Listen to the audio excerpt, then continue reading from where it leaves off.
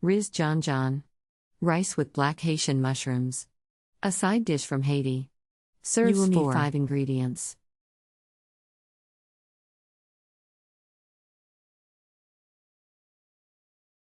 Step 1. Remove the stems from the mushrooms and soak them in a cup of hot water for 30 minutes.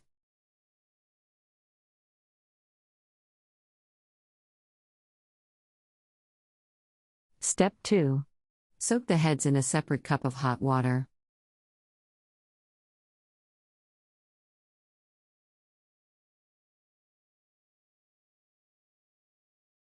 Step 3. Sauté the rice and garlic in butter, then add all other ingredients including the water used to soak the mushrooms. Discard the mushroom stems which are inedible. Step 4. Cook for 20 minutes.